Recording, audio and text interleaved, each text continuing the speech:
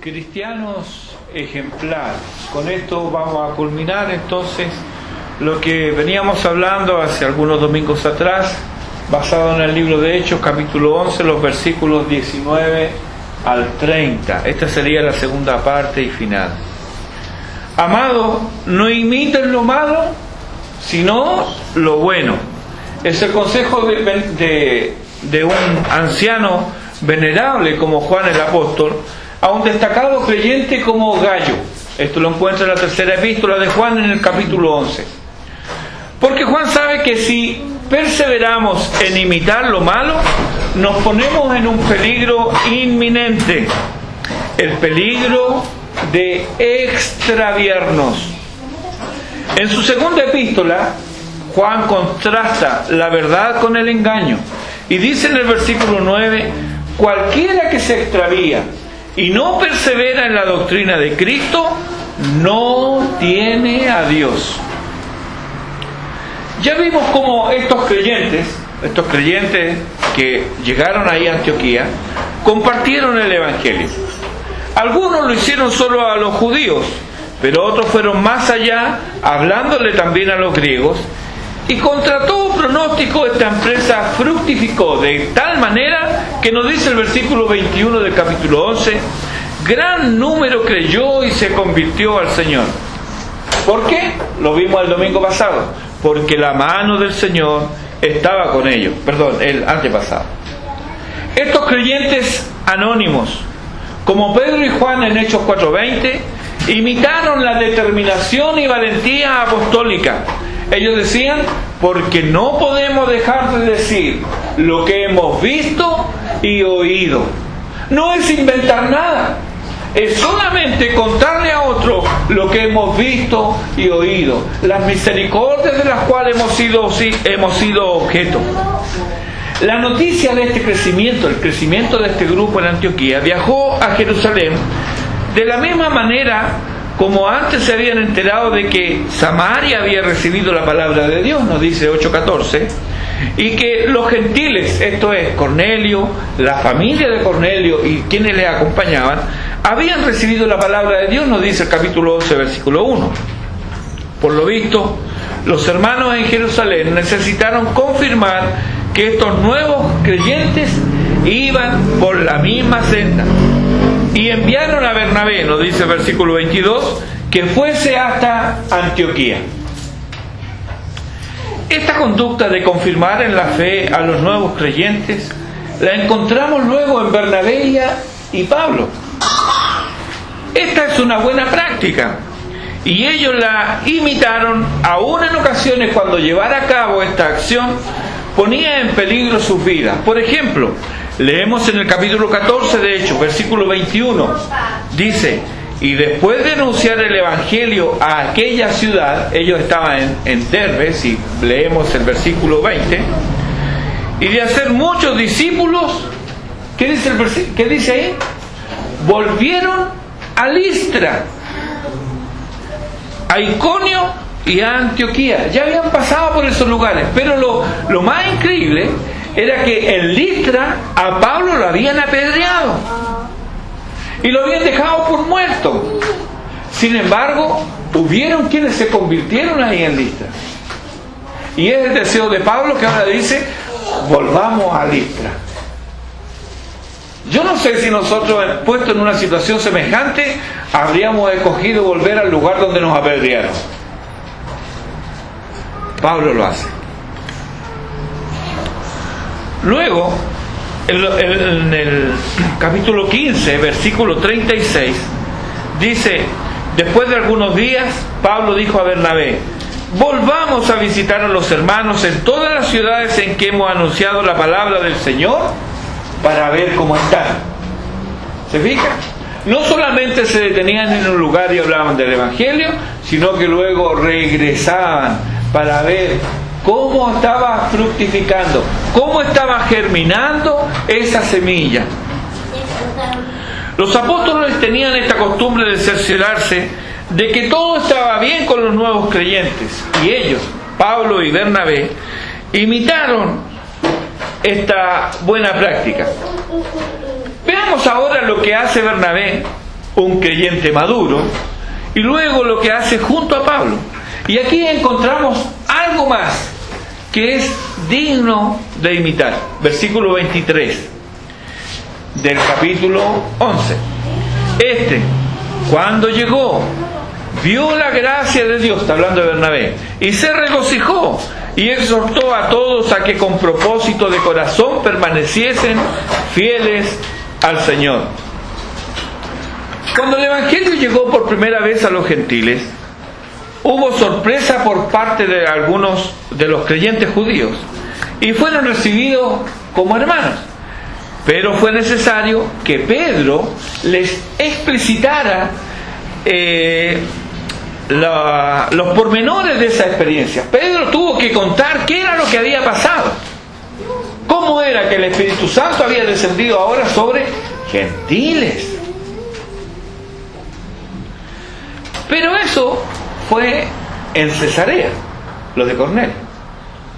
Cesarea estaba en Palestina. Sin embargo, la ciudad de Antioquía ya era otra cosa. Para el judío, Antioquía era la capital de una nación pagana. Y para los gentiles era un lugar de vicios, de sensualidad, de diversión. Eso era Antioquía. ¿Será posible que también allí llegue y haga efecto el Evangelio? Bernabé, no más llegar, nos dice el texto, versículo 23, vio la gracia de Dios. Hombres y mujeres con vestidos y costumbres diferentes, muy diferentes a la vida judía. Por ejemplo, el concepto de familia y matrimonio, tal como lo vemos, un hombre y una mujer unidos para toda la vida, con hijos apreciados y cuidados por igual, sin preferencia por el sexo de los mismos, son conceptos que tenemos de la tradición judeo-cristiana, no de la sociedad pagana. El hecho de un hombre y una mujer para toda la vida, eso nos viene de una tradición judeo-cristiana, nos viene de las Escrituras, no de las sociedades paganas. La santidad del matrimonio, el amor entre los cónyuges, era algo extraño al mundo pagano, que era más bien amigo de la promiscuidad sexual y de perversiones de todo tipo. Pero en estos hombres y mujeres aquí en Antioquía obró el Señor mediante el Evangelio, y Bernabé se dio cuenta de ello, y nos dice el texto, y se regocijó. Tal vez vestían atuendos distintos y tenían expresiones distintas al adorar a Dios, pero Bernabé no se detuvo en esas pequeñeces.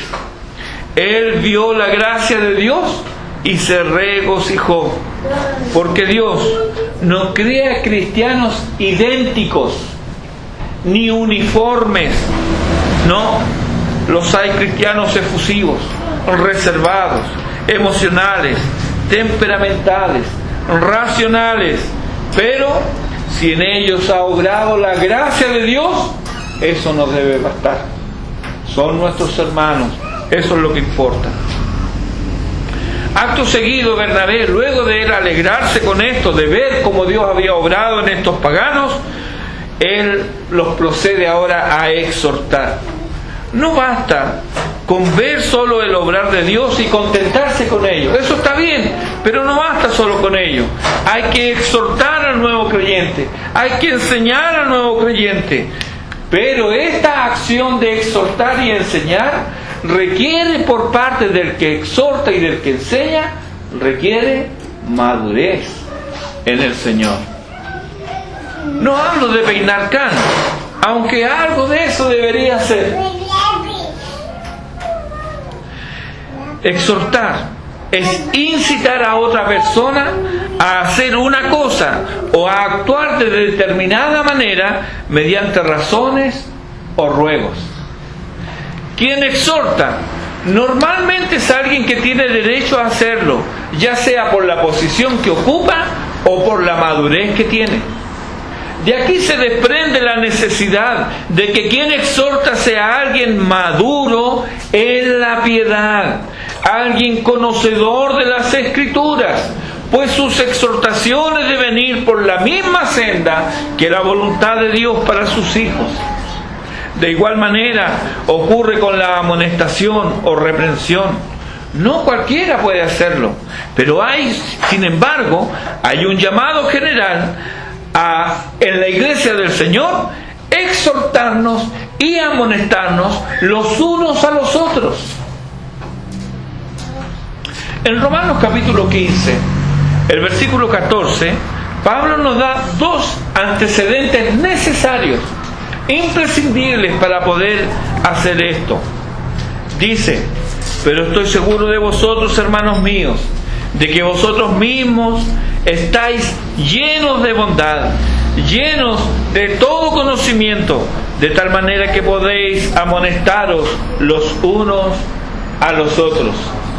¿Qué requisitos encontramos aquí? Llenos de bondad, pero también llenos de conocimiento. Bernabé cumplía este requisito. Dice Hechos 11:24 que él era varón bueno y lleno del Espíritu Santo y de fe. Bernabé era un hombre bueno, de gran corazón, un hombre mediador, según nos dice el capítulo 9, versículo 27 de Hechos. Generoso en gran manera, según se desprende de Hechos 4, los versículos 36 y 37.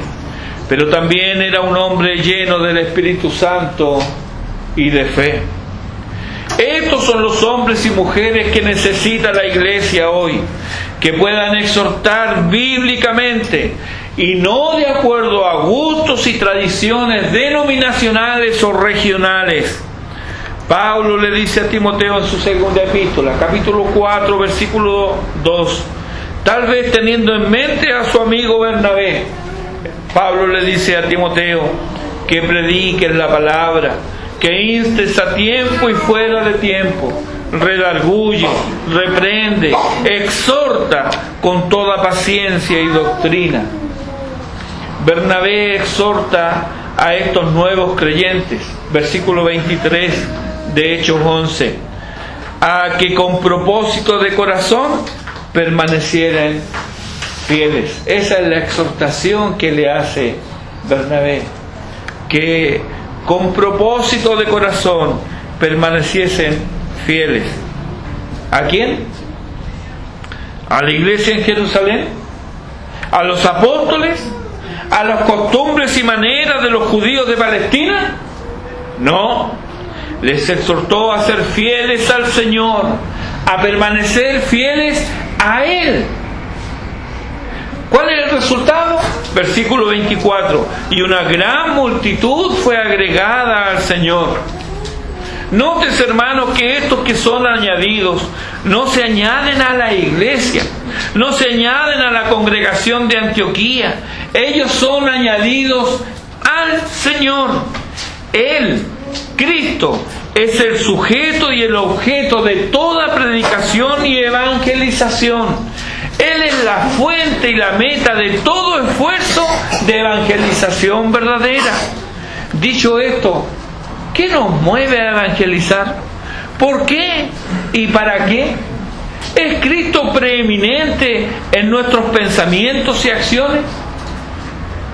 Bernabé era un hombre lleno del Espíritu Santo. ¿Y qué es lo que hace el Espíritu Santo? Juan 15:26. Allí habla el Señor acerca de la obra del Espíritu Santo y dice: pero cuando venga el Consolador, a quien yo os enviaré del Padre, el Espíritu de verdad, el cual procede del Padre, Él dará testimonio de mí. Juan 16:13, Él os guiará a toda la verdad.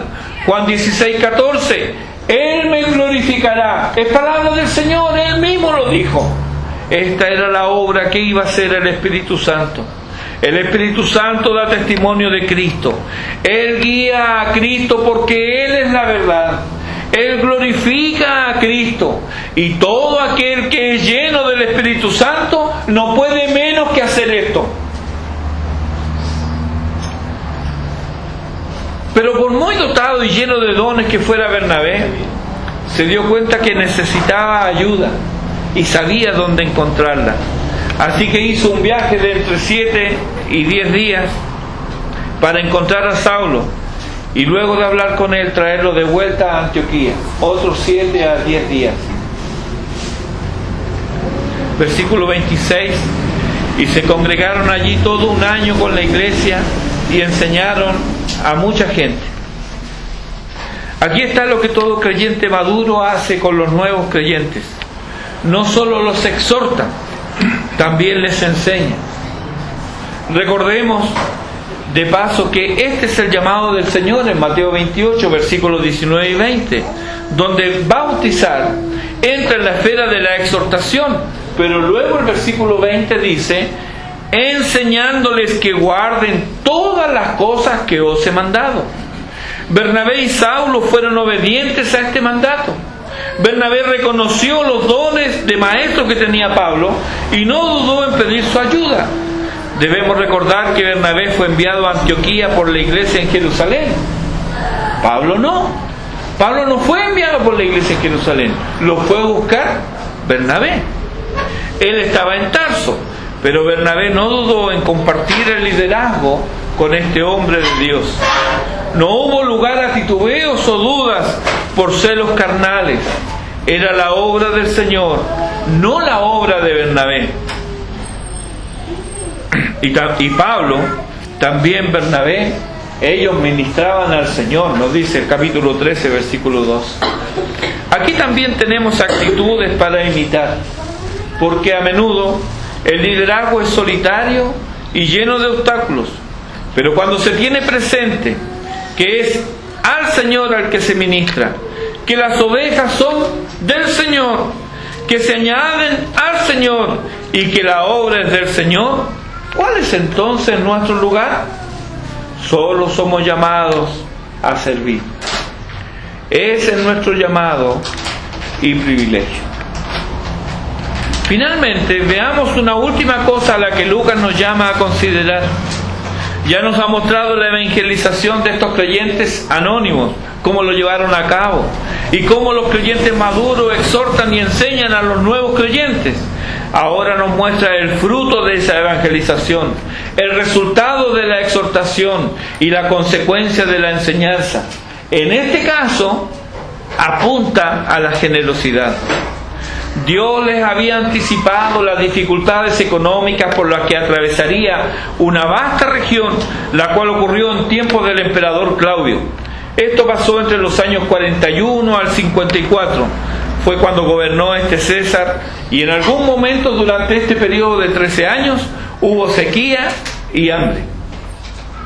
La iglesia en Jerusalén había crecido mucho, según podemos leer en los capítulos anteriores. Y ellos socorrían a los necesitados, a los huérfanos, a las viudas, a los enfermos y extranjeros. También proveían para un fondo para rescatar a esclavos, a la par que sustentaba a sus pastores y misioneros. Todo esto hacía la iglesia en Jerusalén. Algunos, como Bernabé, lo dice el capítulo 4, versículo 37, se habían desprendido de sus propiedades para así aportar a estas obras de misericordia y al adelanto del reino de Dios. Pero ahora los fondos escaseaban y la sequía reinaba. El hambre se hacía presente en Palestina. ¿Qué harían estos hermanos de Antioquía? Ellos estaban lejos. Al fin y al cabo estaban a más o menos 500 kilómetros de Jerusalén aproximadamente. Hace poco pasé por una galería de Estación Central y observé una fila muy particular. Todos en esa tremenda fila eran extranjeros. A medida que yo caminaba, avanzaba, y iba avanzando por el costado de esta fila que había, podía escuchar y distinguir sonsonetes de colombianos, peruanos, venezolanos, ecuatorianos, dominicanos, haitianos, estaban en la fila ahí, conversaban animosamente algunos, otros solo esperaban. Era una fila muy larga. ¿Qué hacían estos allí? Era una galería comercial. Bueno, la fila era para una empresa que hacía giros internacionales. Ellos esperaban pacientemente para poder enviar dinero a la familia que había quedado en el terruño. Seguramente enviaba a cada uno lo que podía. Este le enviaba a sus padres, aquel a su esposa, otro le enviaba a sus hijos, en fin. ¿Qué ley les obligaba a hacer esto? Que yo sepa, no hay ley alguna que obligue a un extranjero a enviar dinero a ninguna parte. No hay ninguna ley que lo obligue. ¿Por qué lo hacen?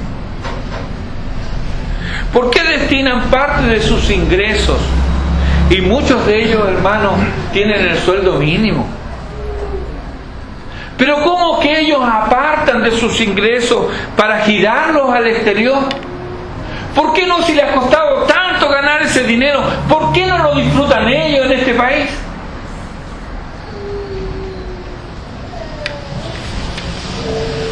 ¿Qué ley les obliga a orar así? Lo sabe, ¿verdad? ¿Saben qué ley les obliga a orar así?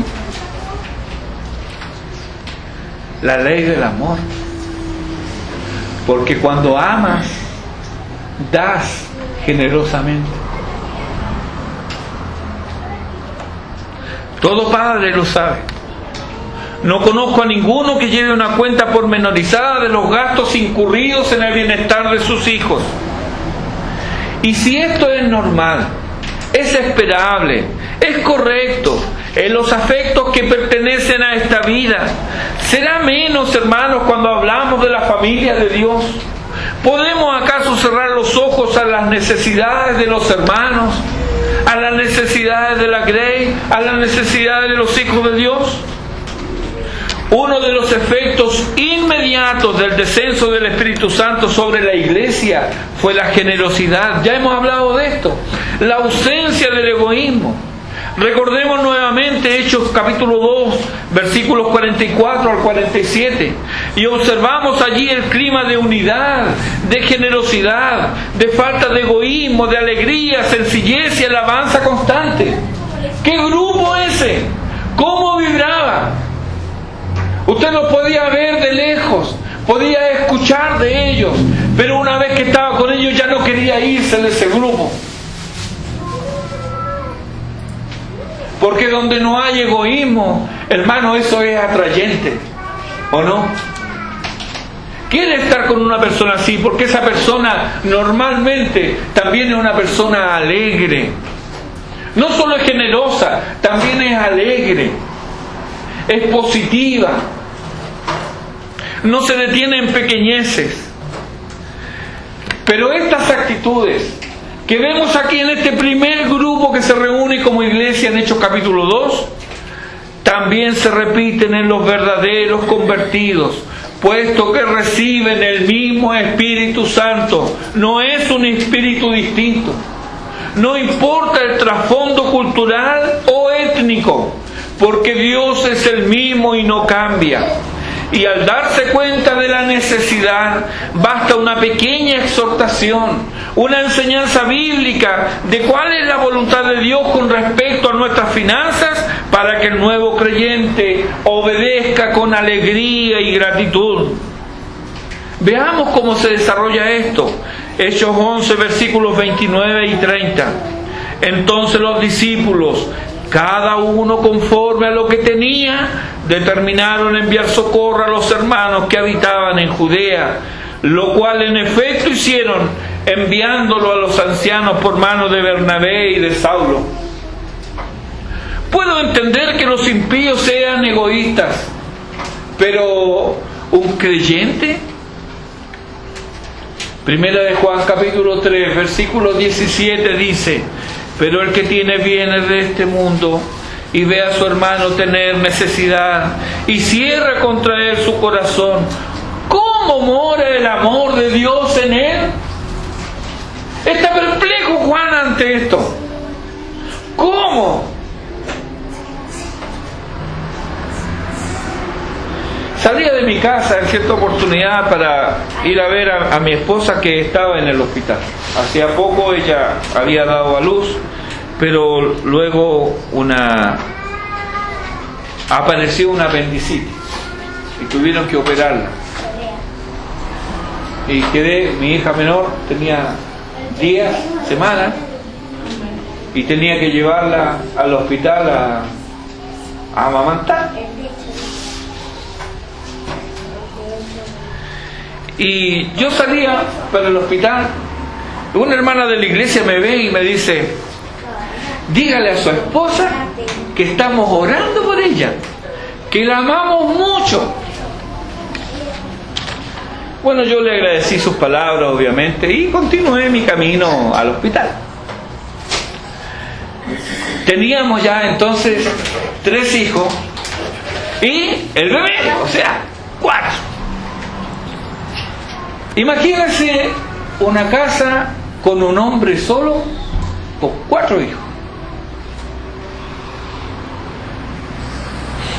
¿Se lo imaginó? Los hijos pequeños. ¿Se lo imaginó? Un desastre, ¿verdad? Un desastre. Pero cuando yo llegué a mi casa de regreso del hospital, la casa estaba limpia y ordenada. La ropa sucia estaba lavada, de hecho estaban colgando ropa. Mis hijos estaban limpios y había una olla con comida recién hecha. ¿Qué pasó?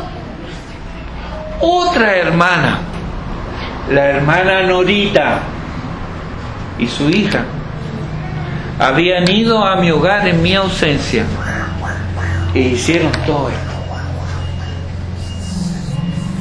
Ella nunca me dijo que amaba a mi esposa. Nunca nos dijo cuánto ella nos amaba a nosotros. Pero, ¿cuál cree usted que era la que amaba realmente? ¿La que dijo o la que hizo?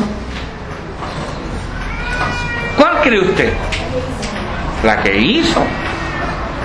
1 Juan 3:18 dice el apóstol, hijitos míos, miren con qué ternura, hijitos míos, escucha ahora la exhortación, hijitos míos, no amemos de palabra ni de lengua, sino de hecho y en verdad. Aquí en Hechos 11:29 tenemos a nuevos creyentes, discípulos que obraron sabiamente. Ellos no tenían años en el Evangelio, no le habían predicado los apóstoles, no. Había llegado un diácono, no era diácono Bernabé, había llegado alguien desconocido para ellos, le habían hablado del Evangelio, pero Bernabé y Pablo llegaron cuando ya les habían hablado. Y los que le habían hablado eran creyentes que habían huido de Judea a Antioquía, creyentes anónimos, nadie los conocía. Le hablaron del Señor y ellos creyeron. Y ahora el Evangelio había obrado en sus vidas. Y esto, al escuchar que los hermanos allá en Judea estaban pasando necesidad, ¿qué pasó? Obraron ellos sabiamente. ¿Cómo? No acordaron una cuota. Eso, hermanos, eso se hace en el sindicato y se hace en los clubes deportivos, pero no en una empresa de carácter espiritual. Cada uno, nos dice el texto, proporcionalmente, de acuerdo a lo que tenía, decidieron enviar socorro a los hermanos que estaban en Judea. Ellos no se quedaron en formalidades, en meras palabras. Versículo 30 nos dice, lo cual en efecto hicieron. Lo dijeron y lo hicieron. León Tolstoy dijo: todo el mundo piensa en cambiar la humanidad y nadie piensa en cambiarse a sí mismo. Tal vez esta manera de pensar era realidad y evidente en su tiempo, hace más o menos un siglo atrás. Pero hoy encuentro que nadie quiere cambiar nada, menos a sí mismo. ¿Para qué? ¿Por qué necesito cambiar si yo me encuentro tan bien conmigo mismo? Estoy tan cómodo haciendo lo que hago. No necesito cambiar. Vivimos reposados en Sión y muy cómodos con nosotros mismos. Nos hemos acostumbrado a una vida de insignificancia.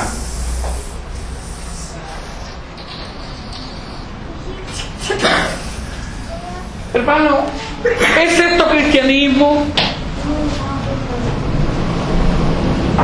¿Acaso el Señor nos dijo que vosotros sois la luz del mundo?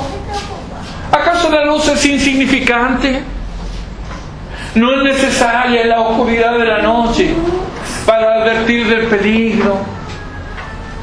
¿No dijo el Señor: vosotros sois la sal de la tierra? ¿Y por qué usó este símil? La sal preservaba de la corrupción. Eran tiempos cuando no habían heladeras como en nuestros tiempos. Los alimentos había que conservarlos. ¿Y cómo se conservaban? Con la sal. Vosotros sois la sal de la tierra. La sal evitaba la corrupción. Hermanos, ser cristiano no es llevar vidas insignificantes. Y si estamos llevando vidas sin significado, quiere decir o que no hemos entendido el Evangelio o que nunca nos hemos convertido. Esto no es cristianismo. En algún punto, en algún momento, cada cual tomó su propio camino, alejándose del camino real. ¿Cómo lo sé? Pero me comparo con estos creyentes. Mira la vida, la clase de vida de estos creyentes anónimos. Ellos compartieron alegremente el Evangelio por doquier, lo vivían y no podían menos que identificarse con Cristo, de tal manera que ya no eran: estos son judíos. No, ¿qué dijeron? Estos son cristianos. Observa la vida, la clase de vida de los creyentes maduros. Ellos podían exhortar y enseñar a nuevos creyentes porque habían perseverado en la doctrina de los apóstoles. Podían responder a las inquietudes de los incrédulos y de los nuevos creyentes. No reparaban en tiempo ni sacrificio si de la obra de Dios se trataba. Consideran la vida de estos nuevos creyentes. Comprendieron que Dios les dio todo en su Hijo y ellos respondieron generosamente, enviando socorro a los necesitados y sosteniendo la obra del Señor. Pregúntate, ¿quién sustentaba a Bernabé esos años de trabajo y sacrificio? El texto nos dice que estuvo allí más de un año. ¿Quién pagaba por los viajes que hacía? Ellos no tenían una carreta que era propiedad de la primera iglesia de Jerusalén. Viajaban 300 kilómetros, le significaban por lo menos 10 días de viaje, con los peligros del camino, muchas veces sin una posada donde dormir. ¿Quién pagaba eso? Como sociedad hemos sido inoculados con el virus del individualismo autónomo.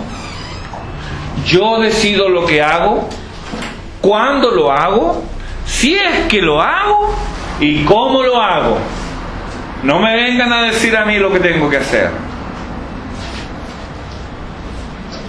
No hay ninguna autoridad moral a la cual obedecer. ¿Por qué? Yo soy autoridad en mí mismo. Hago lo que quiero, cuando quiero y como quiero. Pero esta idea, que es una idea del mundo, tristemente ha permeado las paredes de la iglesia y ha contaminado a los creyentes. Somos como el pueblo de Israel en el libro de Jueces. Cada uno hace lo que bien le parece. Pero hermano, no cabe esa comparación, porque el escritor sagrado escribió en Jueces 21-25: en estos días no había rey en Israel, cada uno hacía lo que bien le parecía. No había rey en Israel, pero nosotros sí tenemos un rey. ¿Acaso lo estamos ignorando? ¿O mentimos cuando cantamos Jesús es mi rey soberano? Al parecer, a juzgar por nuestras elecciones, así parece, porque nuestras elecciones son solo de nosotros y están determinadas por nuestro placer personal, por nuestra comodidad y no por ninguna autoridad moral más alta. ¿Y sabes qué? Y escucha con atención, esa es la fuerza que sostiene la idea de la herejía. La clave de jairesis, la raíz de herejía, es la noción de elección. Elegir por uno mismo frente a la tradición apostólica. Esa es la raíz. Cuando tú eliges ignorando la palabra de Dios, te estás comportando como un hereje. De manera que el individualismo que vemos por doquier y que se refleja en el espejo cuando nos miramos, tiene una raíz herética. Así comenzó Babel. Dios dijo, vayan. Ellos dijeron, no vamos a ir. Nos vamos a juntar aquí y vamos a edificar una ciudad y una torre para que no nos digreguemos. Y cada uno contribuyó con su ladrillito. Así está construyendo el hombre moderno hoy día. Y cree que hace una gran cosa, pero la realidad es que se aísla cada vez más. Apocalipsis capítulo 2, versículo 5 es para nosotros ahora. Allí nos dice, por tanto, recuerda por tanto, ¿de dónde has caído? Podemos recordar, podemos ver una diferencia entre el momento en que Dios hizo una obra en nosotros y el momento actual que estamos viviendo. Si la vemos, la palabra de Dios nos dice, recuerda por tanto de dónde has caído y arrepiéntete y haz las primeras obras, pues si no, vendré pronto a ti y quitaré tu candelero de su lugar si no te hubieres arrepentido. Dietrich Bonhoeffer evangelizó en tiempos sombríos. Él exhortó y enseñó en las tinieblas de la Alemania nazi y fue generoso aún estando encarcelado. Un oficial inglés, compañero de cárcel, escribió que Bonhoeffer fue una de las poquísimas personas a quienes alguna vez he conocido para quien Dios era real y siempre estaba cerca. Un día como hoy, también domingo 8 de abril de 1945, el pastor Bonhoeffer celebró un pequeño culto de adoración en la celda y habló sentidas palabras que calaron en el corazón de los demás presos. Dice el oficial inglés, encontró las palabras justas para expresar el espíritu de nuestro encarcelamiento, los pensamientos y los propósitos que nos habían traído. Apenas había terminado su última oración cuando se abrió la puerta y dos civiles entraron. Dijeron, prisionero Bonhoeffer, venga con nosotros. Eso significaba una cosa para todos los prisioneros, la horca. Nos despedimos de él. Me llevó a un lado. Este es el fin, pero para mí es el principio de la vida. Al día siguiente lo ahorcaron en el campo de concentración de Flossenburg. Bonhoeffer pudo llevar una vida quieta y reposada. Él pertenecía a la aristocracia alemana, tenía recursos, podía haber llevado una vida tranquila, pero habría negado a su Señor. Él tomó la determinación de vivir y estimular a otros para que vivieran la vida cristiana frente a un mundo que ignoraba y despreciaba a Dios. Quiero recordarte que nosotros no tenemos un llamado diferente. Creímos el mismo evangelio que creyó Bonhoeffer y tenemos al mismo Señor. ¿Qué haremos? Los ejemplos están. Hay una nube de testigos y no estamos solos frente a esta magna tarea. Quien está solo ha sucumbido al individualismo herético. Jesús ora en Juan 17:18: como tú me enviaste al mundo, así yo los he enviado al mundo. Versículo 20: mas no ruego solamente por esto, sino también por los que han de creer en mí por la palabra de ellos. Versículo 21: para que todos sean uno, como tú, oh Padre, en mí y yo en ti, que también ellos sean uno en nosotros, para que el mundo crea que tú me enviaste. El individualismo engendra incredulidad. Solo la congregación de los santos puede traer luz a este mundo en tinieblas. Dios bendiga su palabra en nuestros corazones. Amén. Oremos.